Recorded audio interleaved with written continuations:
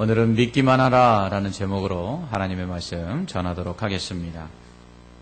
거라사의 귀신 들린 자를 고쳐주신 예수님은 다시 배를 타고 건너편 마을로 가십니다. 예수님께서 도착하자 사람들이 모여들었습니다. 이때 야이로라 하는 회당장이 예수님의 발 아래 엎드려 간곡하게 자신의 어린 딸을 고쳐달라고 부탁을 합니다.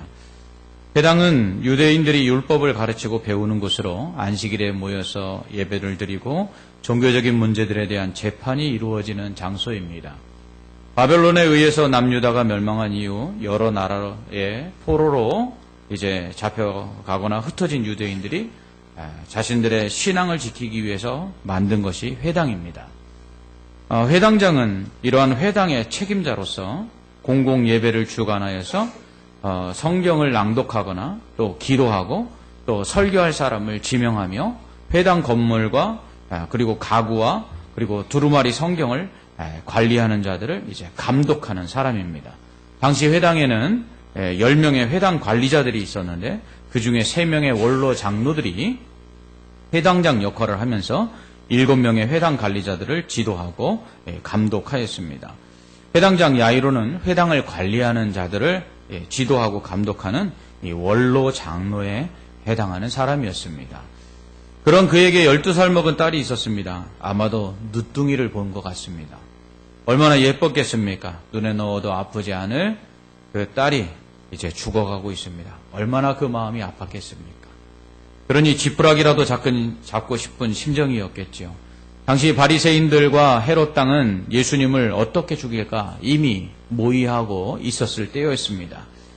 그럴 때 유대인의 지도자요 회당의 원로 장로인 회당장이 예수님을 찾아가서 그 발 아래 엎드려 갖고 자기 딸을 살려달라고 부탁하는 행위는 회당장의 자리를 내놓고 한 그러한 용기 있는 행동이라 할 수 있습니다.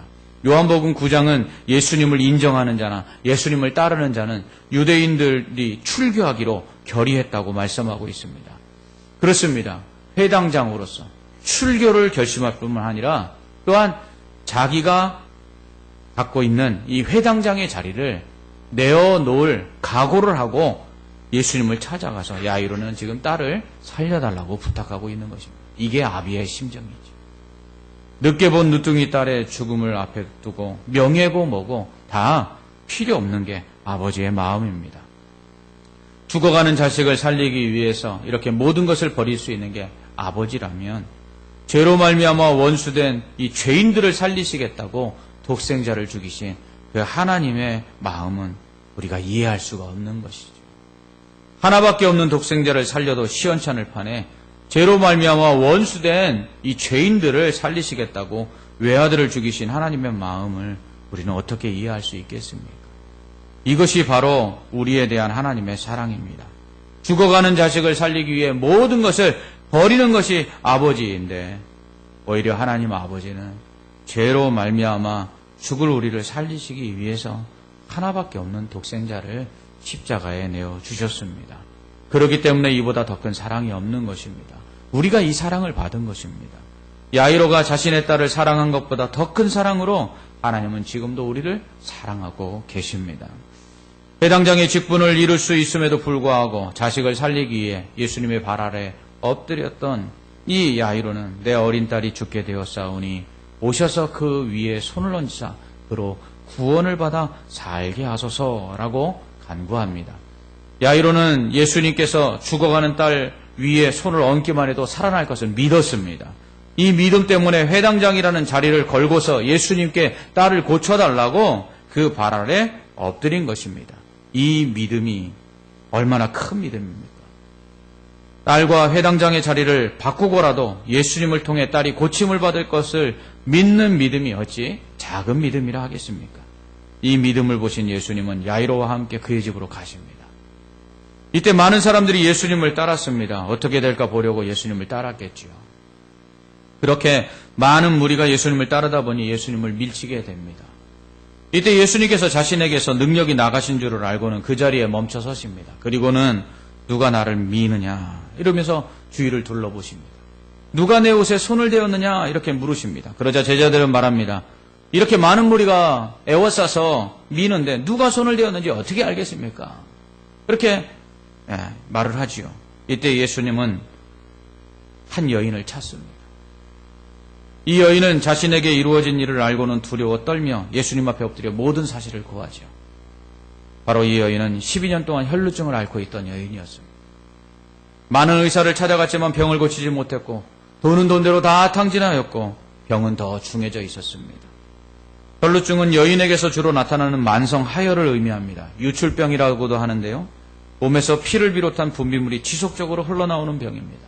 성경에는 월경과 같이 부정한 것으로 간주하여 혈루증을 앓는 자와 접촉한 자나 그가 앉았던 자리에 앉은 자도 다 부정해진다고 규정하고 있습니다. 그러므로 혈루증을 앓는 여인은 남편이나 가족들도 가까이 할 수 없습니다. 부정하게 된 자는 성전에 올라가 제물을 드릴 수 없었을 뿐만 아니라 부정해진 자와 또다시 접촉한 사람은 또 부정이기 때문에 혈루증 걸린 여인은 가족들조차도 부정하게 만들기 때문에 가족들조차도 가까이 할 수 없었던 것입니다. 이렇게 12년을 지내온 것입니다. 그러니 얼마나 여인의 삶이 피폐했겠습니까? 얼마나 힘들었겠습니까? 백방으로 고치겠다고 노력을 했겠죠. 용하다는 의사 소문만 들으면 찾아갔을 것입니다. 그러나 그 어떤 의사도 돈만 받을 뿐 병을 고쳐주지 못했습니다. 그로 인해 가진 재산 다 잃었습니다. 병은 더 중해졌습니다. 그리고 12년 동안 모든 관계 다 끊어졌겠죠. 이젠 더 이상 희망이라는 것이 없었습니다. 그러던 중 예수님에 대한 소문을 들었습니다. 병을 고친다더라. 예수님은 모든 병을 고쳐주신다는 그 소문을 들었을 때 그에게 또 다른 소문이 들려옵니다. 며칠 전 풍랑이 있는 바다를 잔잔케 하셨대요. 그리고 그 거라사의 유명한 귀신 들린 자를 고치셨다는 소문까지 들립니다. 이제 마지막 희망을 갖고 예수님을 만나러 갑니다. 그러나 차마 예수님 앞에 나갈 수가 없습니다.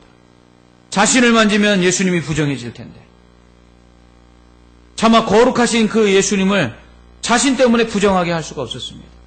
예수님이 부정해지면 또 예수님이 만지는 자들이 부정해질 텐데 그러면 어떻게 사람들을 고치실까? 어떻게 귀신을 쫓아낼까? 어떻게 사람들을 만나실까? 이 여인은 많은 생각을 했습니다. 그러던 중 한 가지 방법을 생각합니다. 내가 몰래 예수님의 옷자락을 만져야겠다. 예수님과 접촉하지 않는 면에서 내가 최소한 예수님을 통해서 내 병을 고침받을 수 있는 방법이 뭘까? 옷자락에 손만 대자. 그리고서는 사람들 틈을 비집고 들어갑니다. 그 사람들과 부딪히면서 결국 예수님의 옷자락을 살짝 만졌습니다. 아무도 모르게 만졌다고 생각했습니다. 하지만 예수님은 그것을 아셨습니다. 수많은 사람들이 예수님을 따르며 미는 가운데 예수님은 많은 사람들과 신체적인 접촉이 있었을 것입니다. 그런 가운데서도 예수님은 자신의 옷자락을 누군가 의도적으로 만졌다는 것을 아셨습니다. 그리고는 그 여인을 찾으십니다. 예수님은 그 여인이 예수님의 옷자락만 만져도 자신의 병이 나을 것을 믿고 예수님의 옷자락을 만졌다는 이야기를 들으십니다. 그리고는 그 여인에게 따라 내 믿음이 너를 구원하였으니 평안히 가라. 내 병에서 놓여 건강할지어다 라고 선언하십니다. 결국 여인의 믿음은 12년 동안 그녀를 괴롭혔던 혈루증을 고치게 했습니다. 돈으로도 의사로도 해결할 수 없었던 12년 동안의 질고가 믿음으로 한순간에 사라진 것입니다. 수많은 사람들이 예수님을 따릅니다. 예수님을 따르는 사람들 가운데는 예수님의 능력을 보고 싶어서 따르는 사람들도 있습니다. 또 어떤 사람은 예수님의 능력을 직접 체험해보고자 예수님을 따르는 사람도 있습니다. 그러나 이 둘은 엄청난 차이가 있습니다. 예수님은 예수님의 능력을 구경하려고 따르는 사람들에게는 관심이 없습니다. 예수님은 오직 예수님의 능력을 직접 체험하고자 하는 사람들에게만 관심이 있습니다. 많은 사람이 예수님을 따르며 예수님을 미쳤습니다. 그런 가운데 예수님을 통해서 그 질병을 고침받을 생각을 가지고 그 주님의 옷을 만지거나 주님의 몸을 만지는 사람은 아무도 없었습니다. 오직 한 사람, 혈루증 걸린 여인만이 그 수많은 사람들이 예수님을 밀치고 예수님을 만지는 가운데 오직 믿음을 가지고 그 주님의 옷자락을 만졌습니다. 그런데 예수님과 접촉하고 예수님의 옷을 스쳤던 그 많은 사람들 중에 아무도 기적을 체험한 사람이 없는데 오직 혈루증 걸린 여인만이 예수님의 옷자락을 만졌다는 그 이유 하나만으로 그 질병에서 노임을 받습니다. 왜요? 믿음 때문입니다. 32절은 예수께서 이 일을 행한 여자를 보려고 둘러보시니라고 말씀합니다. 이렇게 믿음으로 예수님의 옷자락을 만진 여인을 찾으신 예수님은 그 여인을 칭찬하시죠. 그 믿음을 칭찬하십니다. 그리고 그녀의 병이 완전히 나았음을 선포하십니다. 이는 다른 사람들에게 여인의 믿음을 나타내시기 위함이었습니다. 예수님에 대한 믿음이 어떤 능력을 발휘하는지를 많은 사람들에게 보여주시기 위해서 여인을 일부러 찾으신 것입니다. 우리의 믿음은 어떻습니까? 우리의 믿음도 여인의 믿음처럼 역사하는 능력이 나타나는 믿음이어야 합니다. 그저 예수님을 따르며 예수님이 행하시는 기적이나 구경하는 믿음이 아니라 우리의 믿음으로 인해서 예수님께서 행하시는 놀라운 기적을 직접 체험할 수 있는 믿음을 가져야 합니다. 교회를 수십 년 다니면서도 누군가 기도해서 응답받았다는 이야기를 들어봤지만 한 번도 자기의 기도가 응답되는 것을 경험하지 못한 사람들이 있습니다. 교회를 수십 년 동안 다니면서 믿음으로 병 고침 받았다는 그런 기적을 체험했다는 이야기는 수없이 들었지만 그러나 자신은 한 번도 주님의 능력으로 감기조차 나온 적이 없는 그러한 사람들이 있습니다. 왜 그럴까요? 구경꾼이기 때문에 그렇습니다. 믿음을 가지고 하나님 앞에 나아가는 것이 아니라 구경하려고 나가기 때문입니다. 예배를 보러 오는 사람들이 있습니다. 예배를 드림으로 그 살아계신 하나님의 그 놀라우신 은혜와 그 체험들을 경험하려고 오는 것이 아니라 예배를 구경하러 보러 오는 사람들이 있습니다. 신앙생활을 오랜 동안 하면서도 그저 왔다 갔다만 하는 사람들이 있습니다. 수많은 사람들과 함께 그 교회를 왔다 갔다 하지만 많은 사람들은 믿음 가운데 그 주님의 능력을 체험하는데도 불구하고 주님의 체험에 대한 능력이 없이 구경꾼처럼 왔다 갔다 하는 사람들이 있어요. 그런 사람들은 주님의 눈에 들어오지 않습니다. 오직 믿음을 가지고 그 옷자락에 손만 대어도 병이 낫겠다는 믿음으로 예수님의 옷자락에 손을 댄 그 여인을 예수님은 찾기 위해서 둘러보시는 것입니다. 오늘도 주님은 우리에게 믿음을 가지라고 말씀합니다. 이 믿음이 너를 구원하였고 너를 병에서 낫게 하였으니 평안히 가라라고 선언해 주시기 위해서 오늘도 믿음으로 나와 있는 사람들을 찾고 계신 것입니다. 우리에게 이 믿음만 있으면 됩니다. 이렇게 12년 동안 혈루증으로 고생한 여인이 믿음으로 그 병을 고침받은 것을 본 야이로는 예수님께서 자신의 딸, 그 죽어가는 딸을 고치실 것을 더욱 확신했을 것입니다. 하지만 그런 기대도 잠시 집에서 온 사람들이 야이로에게 딸이 죽었다고 말합니다. 야이로는 그 자리에 풀썩 주저앉았습니다. 이제 모든 것이 끝났다고 생각했습니다. 집에서 온 사람들은 당신의 딸이 죽었나이다. 어찌하여 선생을 더 괴롭게 하나이까? 라고 말했습니다. 이제 선생님 돌려보내라는 것입니다. 이때 예수님은 회당장 야이로에게 두려워하지 말고 믿기만 하라고 말씀합니다. 모든 것이 물거품이 돼버렸습니다. 회당장의 체면도 신분도 다 내려놓고 오직 딸을 살리겠다는 일념으로 출교를 결심하고 예수님의 발 앞에 엎드려 딸을 살려달라고 부탁했습니다. 이에 예수님께서 딸을 고쳐주시겠다고 말씀하시고 집으로 가던 중이었습니다. 그렇게 집으로 가던 중에 혈루병 걸린 여인이 예수님의 옷자락만 만져도 낫겠다는 믿음으로 예수님 옷자락 만졌는데 낫는 것을 보았습니다. 아, 내 믿음이 옳았구나. 주님께서 내 딸을 살려주시겠구나. 고쳐주시겠구나. 이제는 희망을 가지고 집으로 향하고 있는 순간 딸이 죽었다는 소식을 듣습니다. 딸의 죽음은 모든 것을 수포로 만들었습니다.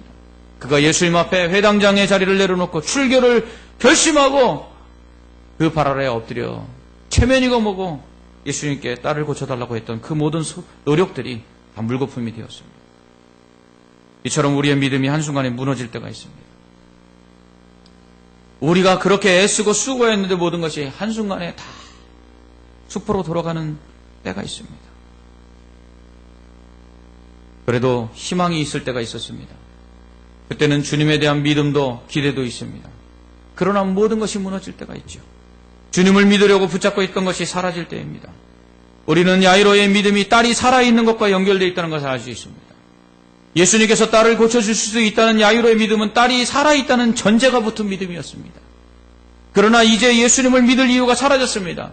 예수님을 붙잡을 이유가 사라졌습니다. 왜요? 딸이 죽었기 때문입니다. 딸이 살아있는 동안에는 예수님이 살리실 수 있다고 생각했습니다. 그러나 딸이 죽자 이제 예수님도 소용없다고 생각한 것입니다. 그럼 그에게 예수님은 믿기만 하라고 말씀합니다. 과연 뭘 믿으라는 것일까요? 믿음은 딸이 살아있을 때만 필요한 것 아닌가요? 이제 딸이 죽었는데 뭘 믿을 것이며 믿음이 무슨 소용이 있단 말입니까? 야이로는 이렇게 생각했습니다. 그런 그에게 예수님은 두려워하지 말고 믿기만 하라고 말씀합니다. 이는 예수님께서 요구하시는 믿음이 진짜 믿음이 무엇인지를 말씀하신 것입니다. 진짜 믿음은 전제가 없는 믿음입니다. 조건이 없는 믿음입니다. 완전히 끝났다고 생각하는 그 순간, 우리가 의지하는 것이 전혀 없는 그 순간에 오직 주님밖에 믿을 것이 없는 그 순간 주님만 붙잡는 것, 그게 진짜 믿음이라는 것입니다.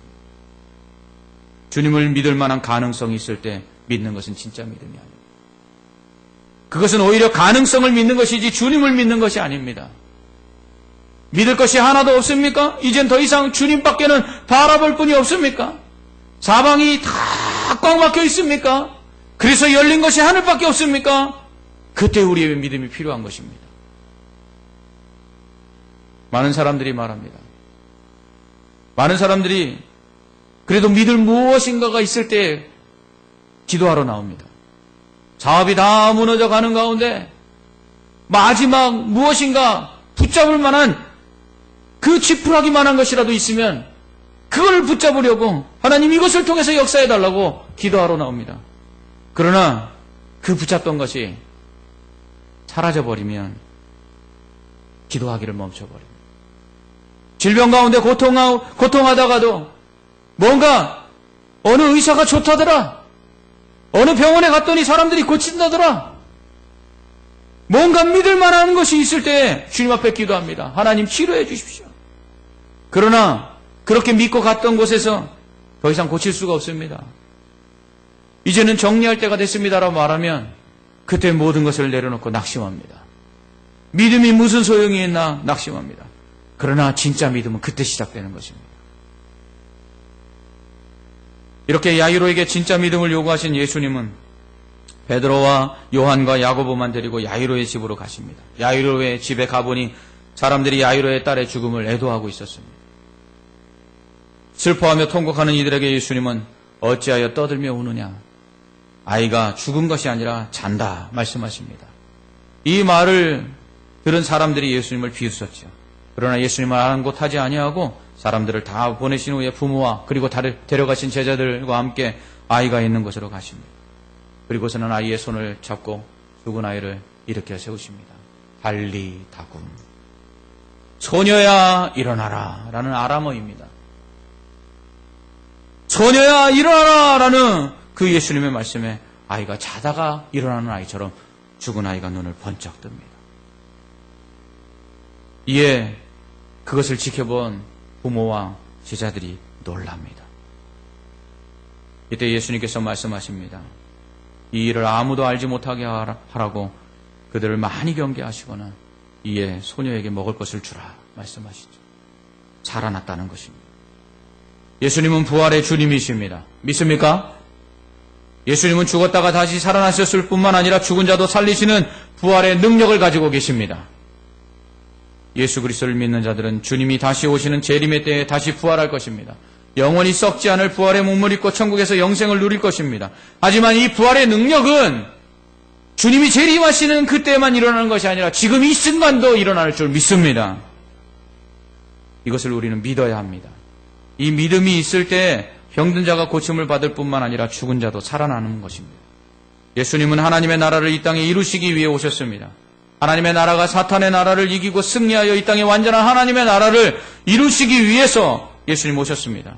물론 하나님의 나라가 완전히 이 땅에 임하는 것은 주님이 다시 오셔서 심판하심으로 사탄을 전 무적에게 집어넣을 때에 그때 이루어질 것입니다. 하지만 주님께서 오심으로 이 땅에 임한 하나님의 나라는 이미 사탄의 세력들을 이기고 계십니다.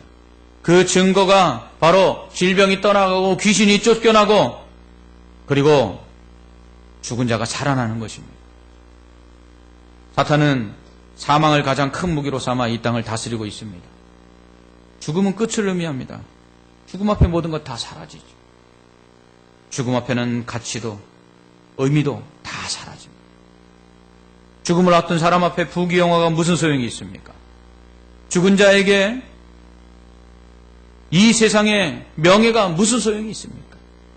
죽음은 모든 것을 허무하게 만드는 힘이 있습니다.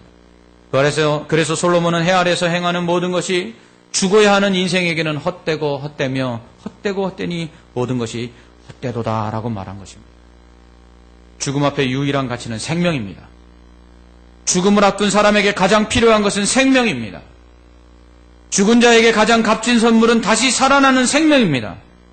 모든 인간은 죄로 말미암아 죽었습니다. 하나님은 예수 그리스도를 통해 죄로 말미암아 죽은 자들에게 이 생명을 선물로 주신 것입니다. 죄로 말미암아 심판을 받고 영원한 죽음에 이를 자들을 예수 그리스도를 통한 믿음으로 말미암아 영생을 얻게 하신 것입니다. 그로 인해 사탄은 더 이상 공격할 무기를 잃어버린 것입니다. 예수 그리스도께서 십자가에 죽으셨다가 3일 만에 다시 살아나심을 통해서 사망의 권세가 무너졌습니다. 요한복음 5장 24절에서 예수님은 내가 진실로 진실로 너에게 이르노니 내 말을 듣고 또 나 보내신 이를 믿는 자는 영생을 얻었고 심판에 이르지 아니하나니 사망에서 생명으로 옮겼느니라 라고 말씀하십니다. 이처럼 믿음은 모든 것이 끝났다고 생각하는 순간 모든 것을 다시 시작하게 하는 생명의 능력이 있습니다. 더 이상 희망이 없다고 절망하는 순간 믿음은 다시금 우리에게 소망을 주십니다. 믿음은 아무것도 없다고 생각되는 그 순간 모든 것이 있음을 알게 합니다. 믿음은 모든 것이 헛되다고 생각하는 순간 오직 헛되지 않은 것 하나가 있으니 그것은 오직 우리가 믿는 예수 그리스도라는 것을 우리에게 알게 하십니다. 12년 동안 혈루증을 앓던 가운데 모든 희망이 끊어진 여인, 돈도 관계도 모두 잃어버리고 단지 남은 것은 병든 몸과 작은 믿음뿐이었습니다. 그런데 그 믿음이 병든 몸을 치료했습니다. 이제 여인에게는 새로운 희망이 생겨났습니다. 다시금 사랑하는 이들과 만날 수 있고 만질 수 있는 그러한 소망이 생겨났습니다. 믿음은 딸이 죽음으로 더 이상 주님을 붙잡을 필요가 없다고 생각하는 야이로에게 주님은 죽음도 이기는 능력이 있다는 것을 알게 했습니다. 이것이 믿음입니다. 이처럼 믿음은 끝났다고 생각하는 순간에 다시 시작하게 만드는 힘이 있습니다. 더 이상 희망이 없다고 생각하는 순간에 여전히 우리에게 희망과 소망을 갖게 하는 것이 바로 믿음입니다. 어쩌면 죽은 자가 살아나지 않는 것은 우리의 믿음이 죽었기 때문일지도 모릅니다. 우리가 믿는다 하면서도 절망하고 낙심하는 것은 우리의 믿음이 죽었기 때문일지도 모릅니다. 주님이 아무 능력이 없어서 우리를 치료하지 못하고 주님이 아무 능력이 없어서 죽은 자를 살리지 못하는 것이 아니라 우리의 믿음이 죽었기 때문에 주님의 능력이 나타나지 않은 것입니다. 나사로가 죽었을 때 예수님은 나를 믿는 자는 죽어도 살겠고 살아서 나를 믿는 자는 영원히 죽지 않는 것을 믿느냐라고 마르다와 마리아에게 물으십니다. 그때 마르다와 마리아가 마지막 날에는 그리 될 줄 믿는다고 하면서 지금은 그런 일이 일어날 수 없다고 했습니다. 지금은 그런 일이 일어날 수 없습니다. 마지막 때에 예수님 오셔서 나를 구원하실 것을 믿습니다. 마지막에 예수님 오셔서 내가 천국 갈 것을 믿습니다. 그러나 지금은 죽은 자가 살아날 수 없습니다. 지금은 내 문제가 해결될 수 없습니다. 지금은 내 병을 고칠 수 없습니다. 중요한 건 지금 주님이 우리에게 믿음을 요구하신다는 사실입니다. 우리의 믿음은 살아있습니까? 우리의 믿음은 정말 깨어있습니까? 우리의 믿음이 잠자고 있고 우리의 믿음이 죽어있다면 아무런 일도 일어날 수 없습니다. 죽은 믿음을 가진 자들은 슬퍼할 수밖에 없습니다. 야이로의 딸의 죽음을 슬퍼하며 모인 자들은 애통했습니다. 그들은 예수님께서 아이가 죽은 것이 아니라 잔다고 했을 때 비웃습니다. 믿음이 없는 자들은 죽은 믿음을 가진 자들은 불가능한 일 앞에서 절망합니다. 그리고 예수님의 능력을 믿지 못합니다. 그리고 허망하게 웃습니다. 무슨 일이 일어날 수 있겠습니까? 아브라함도 그랬습니다.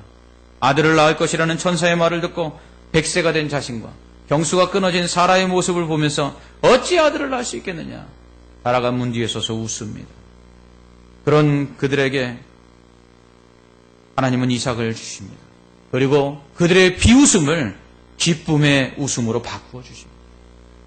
여러분, 우리에게 믿음이 필요합니다. 야고보는 죽은 믿음은 구원을 얻지 못한다고 말합니다. 행함이 없는 믿음은 죽은 믿음이라 구원을 얻지 못한다고 말합니다. 여러분, 죽은 믿음은 또한 하나님의 능력을 일으킬 수가 없습니다. 잠자는 믿음은 하나님의 능력을 나타낼 수가 없습니다. 달리다고 소녀야 일어나라. 어찌 보면 죽은 믿음을 가지고 있는 우리들이 일어나야 되지 않겠습니까? 잠자는 신앙을 가진 우리의 믿음들이 깨어나야 되지 않겠습니까? 그럴 때 아무런 기적도 일어나지 않을 것 같은 우리의 삶 속에 기적이 일어날 줄 믿습니다. 주님께서 십자가에 달려 죽으시고 장사된 지 3일 만에 다시 살아나셨습니다. 주님은 지금도 살아서 세상을 창조하신 능력으로 우리와 함께 하시며 그 부활의 능력으로 우리를 치료하시고 살리시는 줄 믿습니다. 문제는 우리의 믿음이라는 것입니다. 우리의 믿음이 살아있고 우리의 믿음이 깨어있으면 주님의 능력은 반드시 나타납니다. 오늘은 맥주감사주일입니다. 이스라엘 백성이 가나안 땅에 들어가서 첫 수확을 거둬들이고 하나님께 감사하여 드린 절기입니다. 가나안 땅을 정탐한 10명의 정탐꾼들의 말을 듣고 가나안 땅에 들어갈 수 없다고 낙심하며 하나님과 모세를 불평했던 그러한 사람들은 40년 동안 광야에서 배회하다가 다 죽습니다. 그리고 광야에서 태어난 출애굽 2세대들은 그 부모들이 들어갈 수 없다고 생각했던 그 가나안 땅에, 그 약속의 땅에 들어가게 됩니다. 그리고 그곳에서 첫 수확을 거두게 되죠. 그렇습니다. 그들이 첫 수확을 거두게 된 것은 무엇입니까? 바로 믿음 때문이라는 것입니다. 그들의 부모들은 그 첫 수확의 기쁨과 감사를 드릴 수가 없었습니다. 왜요? 그 땅에 들여보내실 하나님에 대해서 믿지 못했기 때문입니다. 그들은 그들 앞에 있는 안악자손을 이기게 하실 그 하나님의 능력을 믿지 못했습니다. 그들의 믿음 없음은 결국 그들을 죽음으로 인도했고 광야 가운데 다 죽게 됩니다. 그러나 들어갈 수 없었다고 했던 그 땅에 믿음을 가지고 들어갈 수 있었다고 했던 여호수아와 갈렙은 그 땅에 들어가서 그 땅에서 주신 첫 수확을 거둬들이고 이 땅에 들어오게 하심과 이 땅에서 우리에게 첫 수확을 거두게 하신 하나님께 감사의 예물을 드렸습니다. 우리에게 날마다 감사의 거리가 넘쳐나게 하기 위해서는 믿음이 필요합니다. 죽은 믿음이 아닌 산 믿음이 필요합니다. 잠자는 믿음이 아닌 깨어있는 믿음이 필요합니다. 오직 주님의 능력을 믿고 그 능력을 의지하며 기도하며 믿음 가지고 역사할 때 우리에게 첫 수확을 거둬들이는 것처럼 날마다 우리가 수고한 것들에 대한 열매들을 거둬들이게 하시는 하나님의 은혜가 넘쳐날 줄 믿습니다. 감사할 것이 없는 것은 결국 그러므로 믿음이 죽었기 때문입니다. 감사할 것이 없는 것은 결국 믿음이 잠자고 있기 때문입니다. 다시 이 믿음을 깨워야 합니다. 이 믿음, 죽은 믿음을 살려야 합니다. 오직 기도와 말씀 가운데, 오직 주 예수 그리스도의 그 능력을 믿는 이 믿음 가운데 다시 우리의 잠자는 믿음을 깨우고 죽은 믿음을 살려서 살아 역사하는 기적을 체험하는 저와 성도들 되시기를 주님의 이름으로 축원합니다. 그러할 때 우리의 삶 가운데 날마다 감사할 것이 넘쳐나는 풍성한 은혜가 있게 될 줄 주님의 이름으로 축원합니다. 아멘. 기도하겠습니다. 하나님 아버지, 오늘 우리에게 혈루병 걸린 여인의 그 믿음을 허락하여 주시옵소서. 하나님, 모든 것이 끝났다고 할 때에 믿기만 하라고 말씀하신 주님의 그 말씀을 기억하고 우리의 죽은 믿음을 다시 살리고 잠자는 믿음을 다시 깨워서 그 부활하신 주님의 능력이 우리의 삶 가운데 날마다 기적으로 나타날 수 있도록 함께하여 주시옵소서. 예수님 이름으로 기도합나이다. 아멘.